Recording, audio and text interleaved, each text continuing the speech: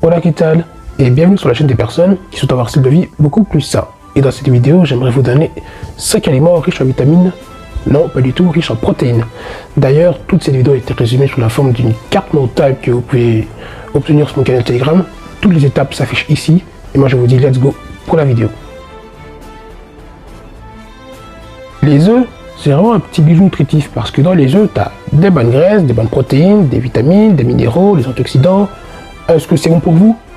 Bref, en tout cas, tous ces éléments contribuent à ce que notre corps soit en meilleure santé. Dans 100 g d'œufs, on retrouve à peu près 12 g de protéines, ce qui signifie que dans un seul œuf, ce qui représente plus ou moins 50-60 grammes, on retrouve 6-7 g de protéines. Truc intéressant à savoir sur les œufs, c'est qu'en fait, c'est le jaune d'œuf qui contient le plus de nutriments.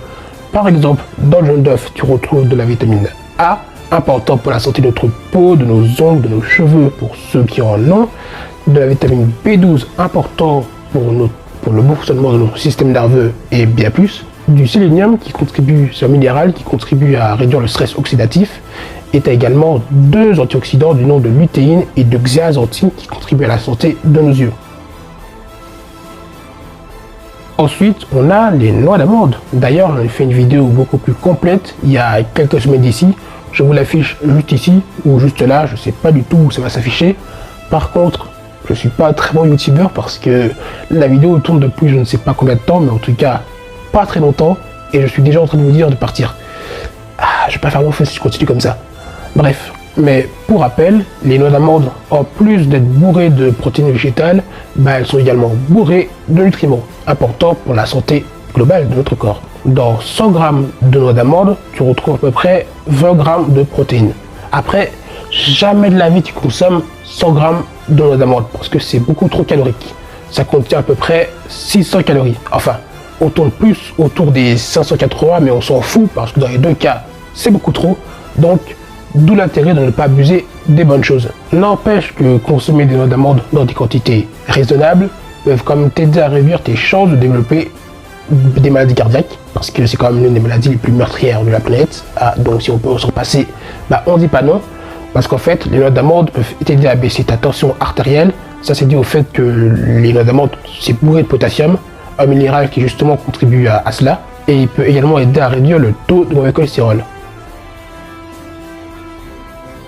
Après, on a le fromage cottage, qui est juste l'un des fromages les plus cheatés que je connaisse, parce que dans seulement 100 g de fromage cottage, tu retrouves l'équivalent de 11 g de protéines, mais en plus de ça, le fromage cottage est également très faible en matière grasse, parce qu'il ne contient que 4,3 g de matière grasse pour 100 g. Autant dire que c'est rien du tout pour du fromage, et c'est également rien du tout pour un aliment tout court. Parce que si je prends du gouda, le gouda, ça contient à peu près un peu plus de 300 calories pour 100 g. Et si je prends du cheddar, ça contient un peu plus de 400 calories pour 100 g. Donc le fromage cottage, c'est l'un des fromages les moins caloriques qui existent. Autant dire qu'il pèse dans le game. Par contre, c'est pas facile à trouver en petite surface. Une fois, je suis allé chez Intermarché, je sais pas si vous connaissez, et j'en ai cherché partout dans le rayon où il fait très froid. J'en ai pas trouvé. Peut-être que c'est pas là qu'il fallait chercher, mais je pense que c'est quand même mieux de privilégier les grandes surfaces, genre un Cora, un Carrefour, etc.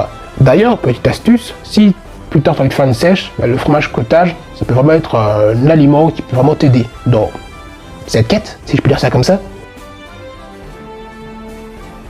On a également le yaourt grec dans la liste des aliments qui contiennent le plus de protéines, parce que le yaourt grec, ça contient à peu près 8 g de protéines pour 100 g. Et en plus, ce qui est cool également avec le yaourt grec, c'est que c'est tout autant adapté à des plats salés, comme par exemple une bonne petite vinaigrette faite maison, que des plats sucrés, comme par exemple un bon petit smoothie fait maison, parce que quand c'est fait maison, c'est toujours mieux. N'empêche que quand tu achètes du yaourt grec au magasin, n'oublie pas de checker l'étiquette, parce que des fois ils mettent un peu trop de sucre, du coup ça gâche un peu tous ces effets bénéfiques pour la santé. Donc oui, n'oublie pas de checker l'étiquette pour ne pas tomber dans le piège. Enfin, on a le saumon, le salmon, qui contient quasiment 11 g de protéines pour 100 g. Qu'est-ce que je raconte moi? Ça contient 20 g de protéines pour 100 g. N'écoutez pas les bêtises précédemment dites. En plus, le saumon, ça contribue à la santé cardiovasculaire, ça contribue également à réduire l'inflammation et ça contribue également à la santé du cerveau. Je m'arrête là ou bien c'est bon pour vous? Et tout ça, c'est grâce aux oméga 3 qu'elles contiennent. J'espère que cette vidéo t'aura plu, que maintenant tu connais un peu plus d'aliments protéinés. Peut-être que j'en ferai d'autres, des vidéos comme ça, parce que j'aime assez bien en fait faire des vidéos listées comme ça sur des aliments. Et d'ailleurs, si ce type de sujet t'intéresse, j'en parle beaucoup plus souvent sur mon canal Telegram, le lien est en description. Et sur ce, moi je te dis à la prochaine et prends soin de toi.